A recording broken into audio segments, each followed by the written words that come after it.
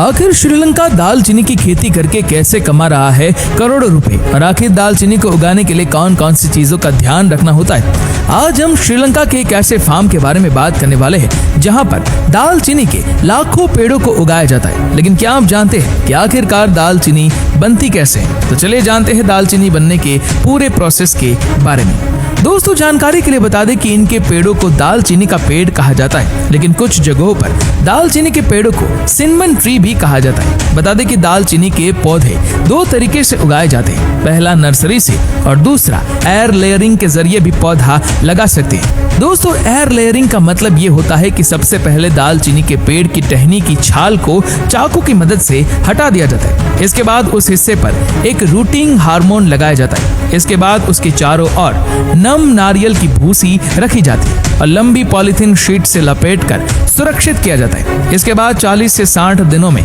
इसकी जड़ें निकल आती है। इसके बाद अच्छी तरह से जड़ वाली एयर लेयर्स को मदर प्लांट से अलग करके मिट्टी से भरे पॉलीथीन बैग में भर दिया जाता है और पौधों को नर्सरी में रख दिया जाता है। इस तरीके से भी आप दालचीनी के पौधे को उगा सकते हैं। बता दें कि प्लांट नर्सरी में इनके एक पेड़ की कीमत लगभग 400 रुपए होती है। सारे पौधे तैयार हो जाने के बाद इन सभी पौधों को जमीन में गड्ढा करके रोपा जाता है। 2 सालों के बाद इनके पेड़ों की लंबाई 10 से 15 फीट तक हो जाती है, जिसके बाद इनके पेड़ों से टहनियों की कटाई की जाती है, जो काम वहाँ के लोकल किसान और वर्कर्स ही करते हैं। अब दालचीनी के पेड़ों से टहनियों को इकट्ठा करके उनके गट्ठर बना लिए जाते हैं और उनके गट्ठरों को ट्रक में लोड करके फैक्ट्री में लाया जाता है। यहाँ पर सभी गट्ठरों को पानी में डुबोकर अच्छी तरह साफ करते हैं। उसके बाद यहीं पर एक वर्कर हथियार की मदद से सारे टहनियों के ऊपर मौजूद हरा छिलका और गांठ को छीलता है, जिसके बाद दालचीनी की टहनियाँ बिल्कुल साफ सुथरी हो जाती है। अब बारी आती है टहनियों से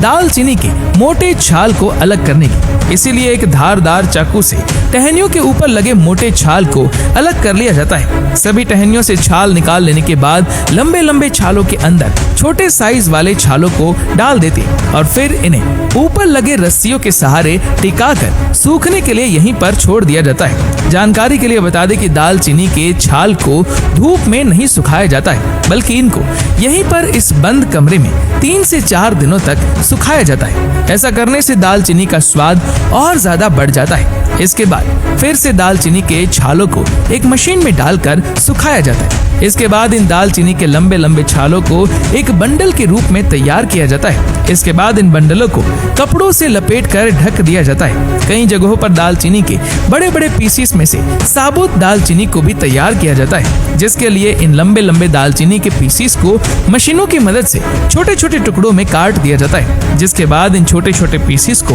वर्करों की मदद से बंडलों के रूप में तैयार कर दिया जाता है। अब यहाँ पर दालचीनी के लंबे लंबे पीसीस में से पाउडर बनाने का काम शुरू होता है, जिसके लिए दालचीनी के टुकड़ों को मशीन की मदद से पीसकर इनका पाउडर तैयार कर लिया जाता है और अंतिम चरण में इनको बोतलों में पैक करके मार्केट में बेचने के लिए भेज दिया जाता है।